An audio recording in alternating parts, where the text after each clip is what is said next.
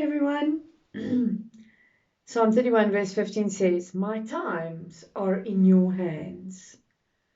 And this has become quite real for me because sometimes, and I don't know if it's happened to you, but think back on your life. Sometimes you have been put in a place that is kind of feels like it's not on your trajectory. It's not on where you're supposed to go. It's not where you headed, but you are put in that place at the right time, at the right place, right time.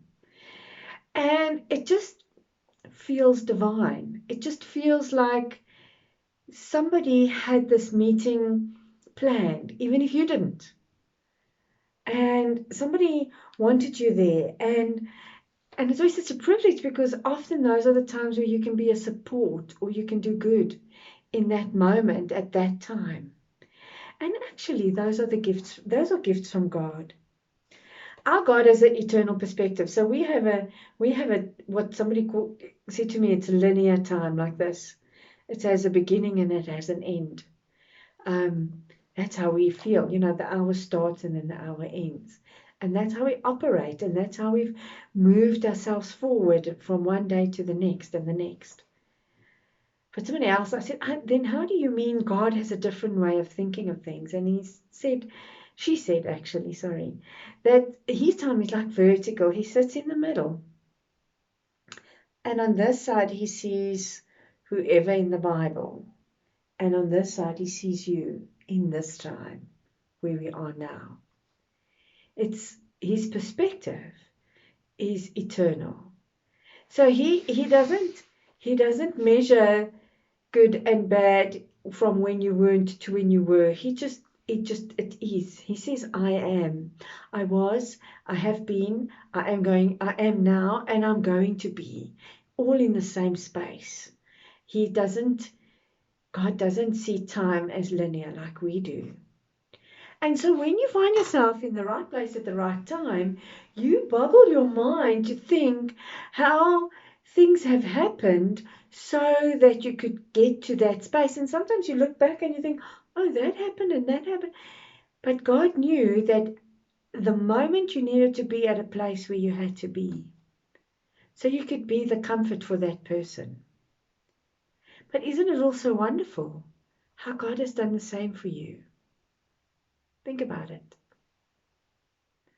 You're so precious to God that He takes another precious creation, which is another human being, and He makes a plan to put them on your path so that you can be comforted or loved or given assistance, whatever it is, just in that moment.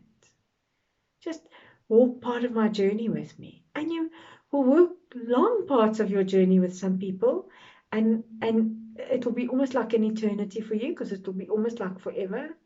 And then there are others that you walk short journeys with. They're not bad. They're good journeys. I mean, I belong to the prayer moms at our school, and I think they're all superwomen. And he has given me such wonderful, um, I don't want to say lasting friendships. I can meet any one of them in the shop now, and we can have a lovely talk as if we are long lost friends because we are. We don't see each other for tea regularly or anything like that. But they walked a part of my journey with me and they encouraged me. And I could walk a part of their journey with them, and there were times when I encouraged them too. And sometimes they drift back in and out, and it's just lovely how God places people on your path. And sometimes you see them and it's a person who gave you an encouraging word, because when you're a mom, you sometimes don't feel good enough. And I promise you, God knows when I feel like that, because I know that He knows, because it never, like somebody who I think is like a super mom will come up to me and say, I hope you know that you're a good mom. I watch you with your children. It happened to me at a really rough moment in my life with my children. I thought, I am such a bad mom. It still brings tears to my eyes. And she said, I don't know if you know this, but I watch you and you're a good mom. And I thought to myself, wow, I want God to use me like that, just so that I'm a the right person at the right time in the right moment that he can speak through. And that would be a wonderful testimony. But sometimes you don't even know, because that mom didn't know what she did for me that day. She didn't realize what I needed to hear. But God knew. And God made sure she was there so that I could be comforted and move forward.